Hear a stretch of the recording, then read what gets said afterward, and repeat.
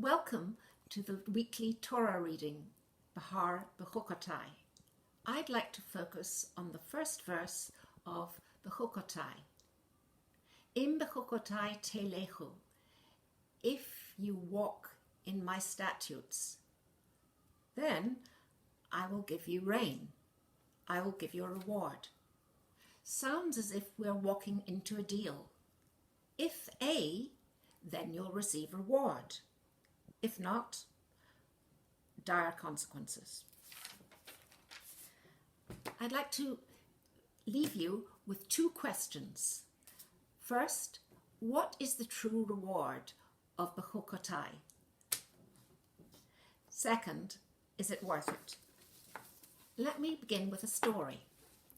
Once upon a time, there was a young man who was standing contemplating a stone blocking off a well. A beautiful young woman came towards him. Akiva, who came from a poor family of converts and had to work as a shepherd for a living, may have thought, I'm 40 years old, but have never learned a word of Torah. Rachel instantly appreciated the wonderful person he was. His shyness made her like him all the more. As the daughter of Akiva's employer, she took the initiative and came out with a daring proposal. If I agree to be your wife, will you agree to begin learning Torah? It's too late. I'm as dumb as this rock. I see things differently, said Rachel. This rock is wonderful. It has a magnificent shape.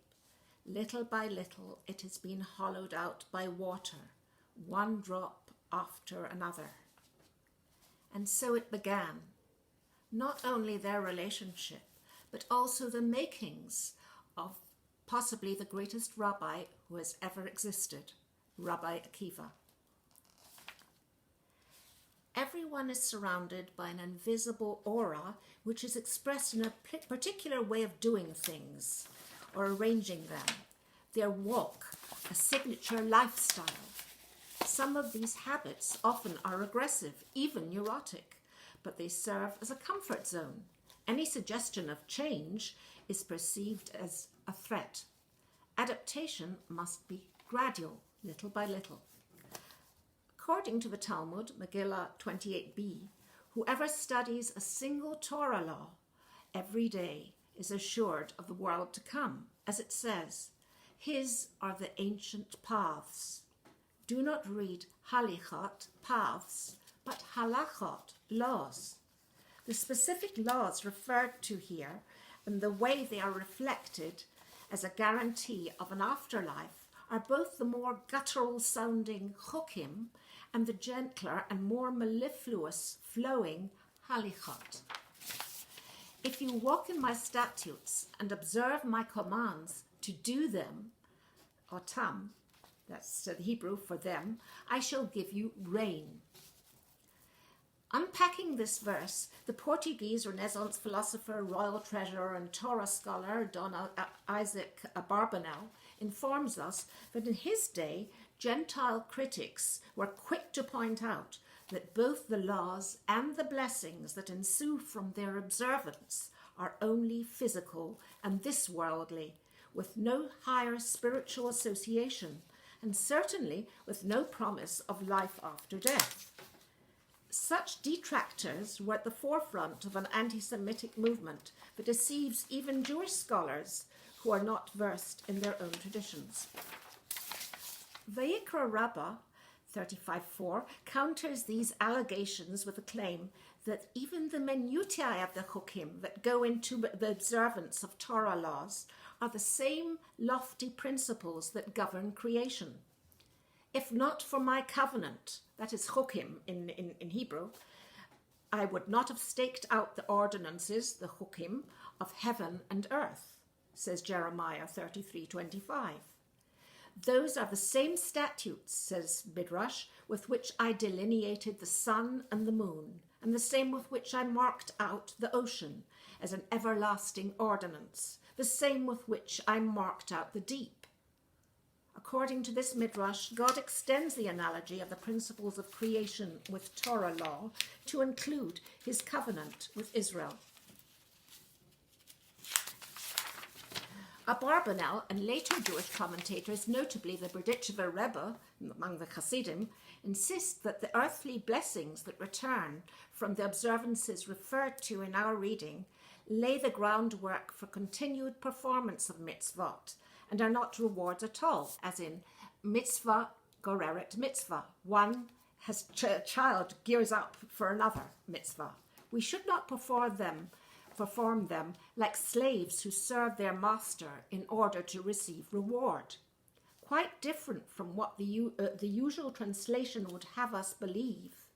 If you observe my commands, I will give you so and so as a reward. This parsha does not begin with blackmail. The Hebrew leaves us in no doubt that, as with the code of chivalry, the true pleasure of a love covenant comes from doing it for its own sake. The Hebrew word im, usually translated as if, has a subtly alternative meaning in this context. Not an option, but an appeal. If only you would walk in my ways and observe my commands. Please do. Here the key word is walk, which in many Hebrew contexts means to tread a footpath or to become familiar with, intimate with. After outlining the physical benefits of living by these guidelines, the text reveals the true nature of the reward in verse 12. If you do, I will set my presence in your midst and walk among you. In other words, if you walk about in my harsh-seeming laws and become familiar and intimate with them, I will forsake my high places and stroll in the Jewish street. Relationship, reciprocity is what it's all about. And that's the reward.